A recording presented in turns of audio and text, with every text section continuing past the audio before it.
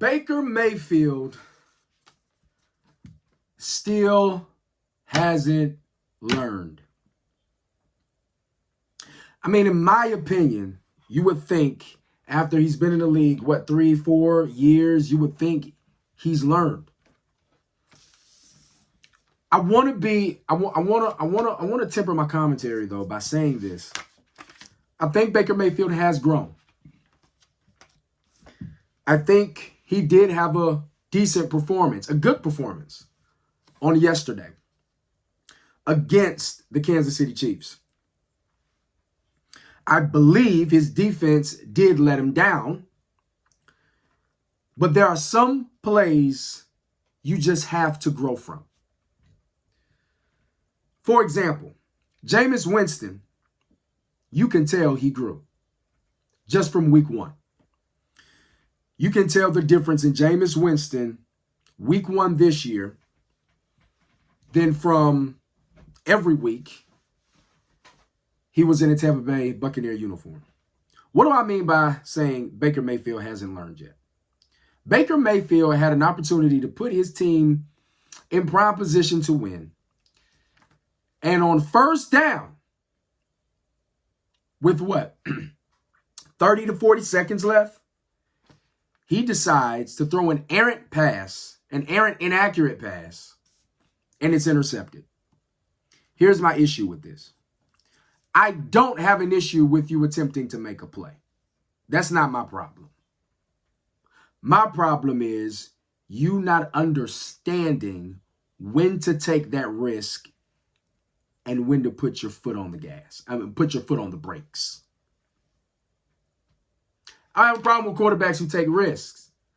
My coach, the great Bruce Arians, says, no risk it, no biscuit.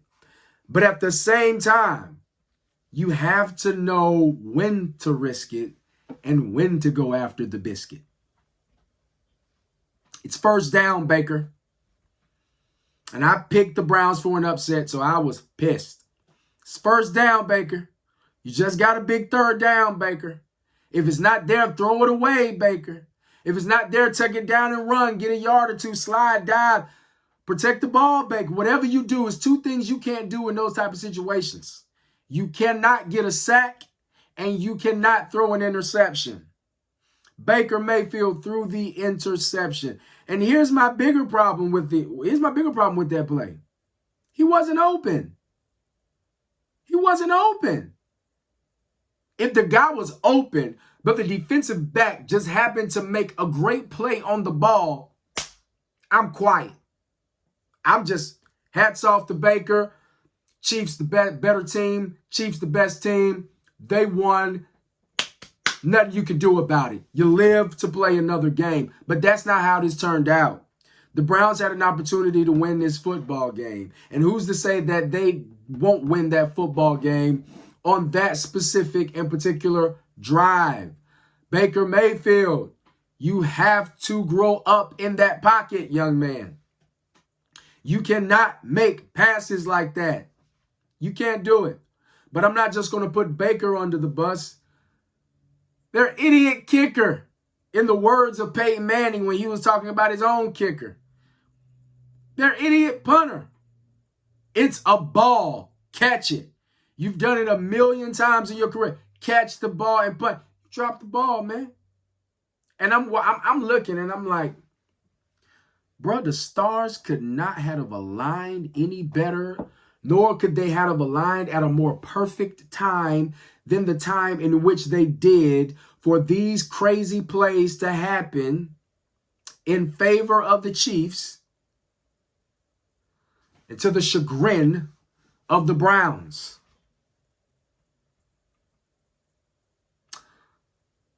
My problem with the Cleveland Browns is my same problem with the Dallas Cowboys. If you want to take that next hump, and I can speak on it because I'm a Buccaneer, and we know what it's like to be in the dumps for a long time. We know what it's like to be good, but not good enough and lose a bunch of close games. Here's the difference between okay teams and good teams and great teams. The good teams and the great teams, they win close games. They pull it out in the end. There was no reason why the Cleveland Browns should have lost that football game. But they did. So what are my takeaways? Here are my takeaways. Number one, Baker's going to be all right, but Baker's got to make better decisions in crunch time. Baker's going to be all right, but Baker's got to make better decisions in the crunch time. Number two, I'm not too mad at the Browns defense. They came up on a crucial third down sack. Clowney and his name is escaping me. Their other defensive end, first round pick, number 95, his name is escaping me. So I'm not too mad at the defense. I'm a little frustrated at those defensive backs. Like I mean, and then it's an oxymoronic statement. How do you let Tyreek Hill get behind you? But I mean, my goodness, Jimmy, jeez. You can kind of see these things coming.